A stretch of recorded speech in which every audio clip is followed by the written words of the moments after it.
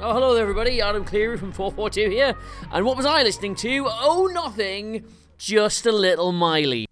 I stand by that joke.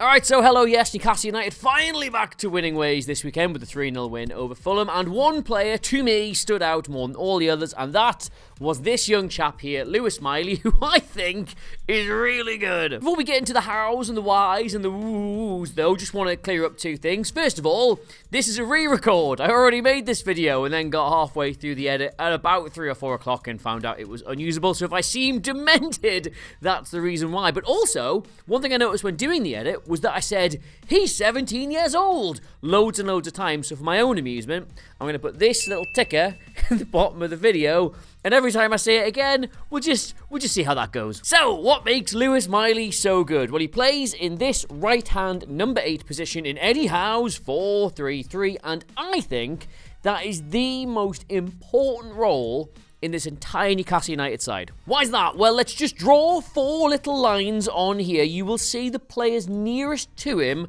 on the pitch are Newcastle's 4 most important attacking players. Up front, it's either Wilson or Isak, and they do a lot of this kind of movement. They drop deep to receive the ball, they move away from the back line, or they press right up. They do a lot of that. Over here, and I'm going to have to shout, you've got Miguel Almiron, usually, who does a lot of this movement. He comes from outside to in to join the attack. And behind him, there's Kieran Trippier. I'm going to have to shout again. He does a lot of this movement all the way along that side of the pitch, getting to the byline, or occasionally just getting in that sort of half space to do the David Beckham thing. And then I'll put him back, and then behind him there's Bruno Guimaraes, who does a lot of this movement. He receives the ball from the back 4. He is in charge of building the attacks. He is Newcastle's central hub for everything. And what that means is that this right-sided number 8, usually Sean Longstaff, is responsible for spotting the gaps. And that's the gaps in both the sense that their attacking movement will create space for them to get into when an opportunity arises, but also just their movement out of position will leave spaces behind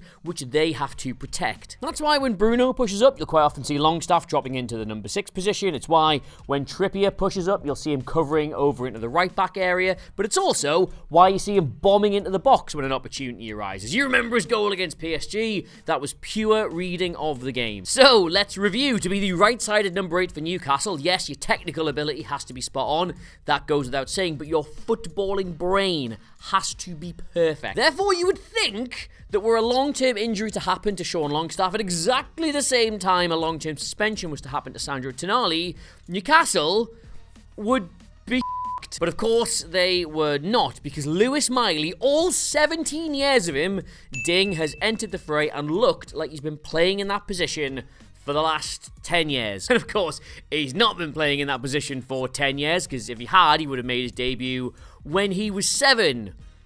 Because he's 17. In August this year, Sean Longstaff did an interview for The Athletic, and one of the many things he talked about was Louis, and why he thinks he's one of the greatest players he's ever seen at the club, why he's actually a little bit nervous about the fact he plays in a similar position to him. And a lot of people read that and thought, all right, mate, he's just like, what, some 16-year-old in the academy? Just calm it down a bit. But Sean Longstaff had seen what everybody at the club had already seen, and that is that Miley is one of the most naturally gifted footballers to emerge through the academy in a very long time. Now, what's special about Miley is he has come into this team at a time when the injury crisis means it's really disorganised and everything's all over the place, and he's gone into a position that requires such a footballing brain, such a high level of on-field intelligence, and just looks like he's been there forever. In fact, so impressed were the club with Miley that they didn't want to loan him out this year, just in case any opportunities to get into the first team came about. Like, they weren't expecting the kind of injury crisis they've had, but they thought at some point there's going to be a gap or a cup run or something we can get him in, and if we can get him in, we absolutely should. Like, you've no doubt seen his assist for Isak in the Chelsea game. It's a brilliant disguise pass. He draws the Chelsea defenders towards him by feigning to shoot, and then plays this ball which doesn't really look like it's on, especially when he's got a far easier option in Almiron to the right-hand side. It looked brilliant, and he rightly got loads of plaudits for that. But if we may go back slightly further in the build-up phase, what he's doing there is just impossible impossible for a 17-year-old. So Newcastle move the ball out to the right, it comes to Trippier, and in this area of the pitch, they are 3 versus 3. Now, because Almiron is positioned slightly higher up, that means there is a gap behind Cucurella. So Miley, recognizing this situation and knowing nothing's going to be achieved by him offering the ball when he's marked, decides to run into that. Now, straight away, because the midfielder is marking him and he's also running into the space behind Cucurella, both those players have to react to that. Miley's movement pulls them both away from Almiron, leaving him with way more room than he had before. Now, Almiron could come into the centre of the pitch here, into the space that Miley has vacated, but he wants to go down the byline. He's joined by Trippier, who leaves his defender behind him, and they both effectively run up the right-hand side with no challenge for about 20 yards because Miley has pulled those players further up. Now, the easy thing to do in the situation is, well, I'm already running down the line, I might as well keep going and see if someone gives me the ball, but he decides not to do that. He cuts back inside once Trippier and Almiron have caught him up to give more depth to the position. Now, this is the particularly clever bit because they end up in this situation here,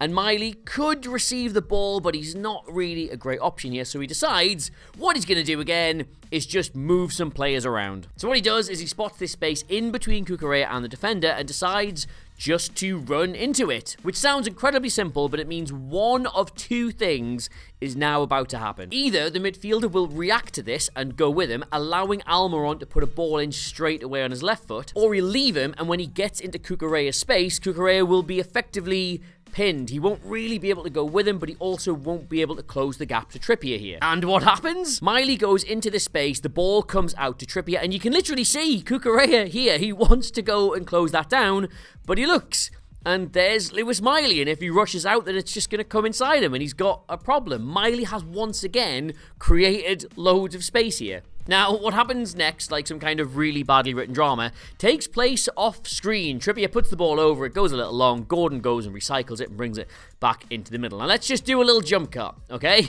When last we saw Lewis Miley, he was in this proximity to these two players. When next we see Lewis Miley, as he's about to put on the assist for Isak, he is in this proximity to these two players. And you can just go through pretty much every single game he's played during this run in the team and find those little moments. Like in the Man United game here, he dominates Bruno Fernandes in the air. He doesn't let him get any space. He tracks him all the way back. And when Newcastle do turn the ball over, he then gets some separation from Fernandes, who's his man, drives into a more dangerous area, realizes that he's left him behind, so now Kobe Minu has to pick him up and drives on, pulling him out of Joe Linton's area. Like, this is the amount of space Joe Linton has when Miley releases the ball, and this is the amount of space Joe Linton has when Miley completes his run. Do you see all this space here? Lewis Miley, who is 17, made that. Again, the Milan game, he sees the space in front of him, he points where he wants it, he draws Milan's defenders to him in a panic, and his very first touch of the ball